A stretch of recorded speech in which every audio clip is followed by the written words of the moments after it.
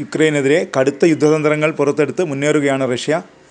ലോകത്തെ അപ്പാടെ തകർക്കാൻ ശേഷിയുള്ള ആണവായുധം പ്രയോഗിക്കാനൊരുങ്ങുകയാണ് റഷ്യ എന്നാണ് റിപ്പോർട്ട്. ആണവായുധത്തെ വഹിക്കാൻ ശേഷിയുള്ള അണ്ടർ വാട്ടർ വെഹിക്കിൾ റഷ്യയുടെ പക്കലുണ്ട്. 100 മെഗാടൺ വരെ ഭാരമുള്ള ആണവ പോർമുനയുമായി ടോർപിഡോ വിക്ഷേപിക്കാനുള്ള ശേഷി ഇതിനുണ്ട്. നാവിക കേന്ദ്രങ്ങളും അന്തർവാഹിനികളിൽ റോന്തു ചുറ്റുന്ന സൈനിക സംഘങ്ങളെയുമെല്ലാം ആക്രമിക്കാനുള്ള കഴിവും, വേണമെങ്കിൽ ഒരു തീരദേശ നഗരത്തെ തന്നെ റേഡിയോ ആക്റ്റീവ് സുനാമിയിലൂടെ തച്ചു തകർക്കാനും ഇതിനാകും. ഗ്രീക്ക് പുരാണപ്രകാരം കടലിൻ്റെയും ഭൂകമ്പങ്ങളുടെയും രാജാവായ പോസൈഡനിൻ്റെ പേരാണ് ഈ ടോർപിഡോ വാഹിനിക്ക് നൽകിയിരിക്കുന്നത്. ഇതിൻ്റെ ചിത്രങ്ങളും വീഡിയോയും പുറത്തു വന്നതിന് പിന്നാലെ ആണവ വിദഗ്ധർ വിശേഷിപ്പിച്ചത് ഭ്രാന്തൻ ആയുധമെന്നാണ്. Ocean multi purpose system statistics എന്നറിയപ്പെടുന്ന ഈ UUVക്ക് കാനിയൻ എന്ന വിളിപ്പേരുമുണ്ട്. US ഇൻ്റലിജൻസ് വൃത്തങ്ങളാണ് പൊസൈഡനെ കാനിയൻ എന്ന് വിശേഷിപ്പിക്കുന്നത്. സ്വയം പ്രവർത്തനശേഷിയുള്ള ആണവ ടോർപിഡോകളാണ് പൊസൈഡനുള്ളത്. ഈ ഭൂഖണ്ഡാന്തര ആണവായുധം പ്രവർത്തിക്കുന്നതും ആണവോർജ്ജത്തിലാണ്. കടലിനടിയിൽ ശത്രുവിനെ കണ്ടെത്തി സ്വയം പ്രവർത്തിക്കാനുള്ള ശേഷിയും ഇവയ്ക്കുണ്ട്. ബാലിസ്റ്റിക് മിസൈലുകളെ പ്രതിരോധിക്കാൻ ശേഷിയുള്ള സംവിധാനങ്ങൾ US നിർമ്മിക്കുന്നത് ശക്തമാക്കിയതോടെയാണ് അവയെ തകർക്കാനുള്ള ശേഷി കൈവരിക്കാൻ റഷ്യ ശ്രമിക്കുന്നത്. ഒരു അന്തർവാഹിനി കൃത്രിമമായി നിർമ്മിച്ച് അതിനകത്ത് ടോർപിഡോയുടെ പ്രവർത്തനം 2010 മുതൽ റഷ്യ പരീക്ഷിക്കുന്നുണ്ടെന്നാണ് റിപ്പോർട്ട്. 2015 ഇതിൻ്റെ ചില ചിത്രങ്ങൾ പുറത്താവുകയും ചെയ്തിരുന്നു. US-നെയും നാറ്റോ സഖ്യത്തെയും ഭയപ്പെടുത്തി നിർത്താൻ റഷ്യ ഉപയോഗിക്കുന്ന ഏറ്റവും അവസാനത്തെ തന്ത്രമായിരിക്കും ഇതെന്നാണ് വിദഗ്ധർ വിലയിരുത്തുന്നത്. ന്യൂക്ലിയർ പ്രൊപ്പൽഷൻ സിസ്റ്റവും ആണവ പോർമുനയും ചേർന്ന ടോർപിഡോകൾ 1950കളിൽ സോവിയറ്റ് യൂണിയൻ വികസിപ്പിച്ചെടുത്തിരുന്നു.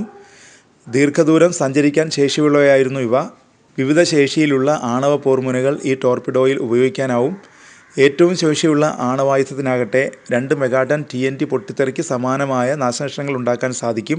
ശത്രുക്കളുടെ നാവിക കേന്ദ്രങ്ങളെ ലക്ഷ്യമിട്ട് പൊസൈഡൻ വികസിപ്പിച്ചെടുക്കാനായിരുന്നു ആദ്യ തീരുമാനം. ഇതിലാണ് പിന്നീട് മാറ്റങ്ങൾ വരുത്തിയത്. ഏത് പ്രതിരോധ സംവിധാനത്തെയും തകർക്കാനുള്ള മാറ്റങ്ങളാണ് ഇതിൽ വരുത്തിയിരിക്കുന്നത്. നിയന്ത്രിത ആണവ സ്ഫോടനങ്ങളിലൂടെയാണ് സാധാരണഗതിയിൽ കടലിനടിയിൽ ആണവായുധങ്ങൾ പ്രവർത്തിക്കാനുള്ള താപവും മർദ്ദവും സൃഷ്ടിക്കുന്നത്. ഈ സാഹചര്യത്തിൽ റേഡിയോ ആക്റ്റീവ് പ്രസരണമുണ്ടാകാനുള്ള സാധ്യതയും ഏറെയാണ്. ഈ ഭീതിയെയാണ് റഷ്യ തങ്ങളുടെ ടോർപിഡോയിൽ ഉപയോഗിക്കുന്നത്. അതായത് റേഡിയോ ആക്റ്റീവ് മാലിന്യം ഉപയോഗിച്ച് ഭയപ്പെടുത്തുന്ന ഭ്രാന്തൻ രീതി. 5 ദശാബ്ദക്കാലത്തോളം കടലിൽ തങ്ങി നിൽക്കും വിധത്തിലുള്ള റേഡിയോ ആക്റ്റീവ് പ്രസരണ ഭീഷണിയാണ് ഈ ടോർപിഡോ സൃഷ്ടിക്കുന്നത്. സ്ഫോടനമുണ്ടാകുമ്പോൾ കടലിലെ ചെളിയോ വെള്ളമോ ഇത് വലിച്ചെടുക്കും. പിന്നീട് സ്ഫോടനത്തിൻ്റെ റേഡിയോ ആക്റ്റീവ് അവശിഷ്ടങ്ങളുമായി കൂട്ടിച്ചേർക്കും. ഇതിനെ പുറന്തള്ളുകയും ചെയ്യും. ആയിരക്കണക്കിന് മൈൽ ദൂരത്തേക്കാണ് ഈ അവശിഷ്ടങ്ങൾ എത്തുക. തെർമോ ന്യൂക്ലിയർ പോർമുനയാണ് ടോർപിഡോയ്ക്കുള്ളത്. കൊബാൾട്ട് 59ൻ്റെ കവചവുമുണ്ട്. സ്ഫോടനമുണ്ടായാൽ ഇത് അതീവ റേഡിയോ ആക്റ്റീവ് ശേഷിയുള്ള കൊബാൾട്ട് 60 ആയി മാറും. ഇതാകട്ടെ മൈലുകളോളം ദൂരത്തേക്ക് എത്തും. അപകടകരമല്ലാത്ത അവസ്ഥയിലേക്ക് കൊബാൾട്ട് 6 മാറണമെങ്കിൽ കുറഞ്ഞത് 53 വർഷമെങ്കിലും വേണം. 10,000 കിലോമീറ്റർ വരെ ദൂരത്തിലേക്ക് ടോർപിഡോയ്ക്ക് എത്താൻ സാധിക്കും. 3300 അടി താഴെ വരെ പ്രവർത്തിക്കാനുള്ള ശേഷിയുമുണ്ട്. എല്ലാ ട്രക്കിംഗ് ഡിവൈസുകളെയും മറ്റ് കടൽക്കണികളെയും തകർത്ത് മണിക്കൂറിൽ 185 കിലോമീറ്റർ വേഗത്തിൽ സഞ്ചരിക്കാനും ഇതിന് ശേഷിയുണ്ട്.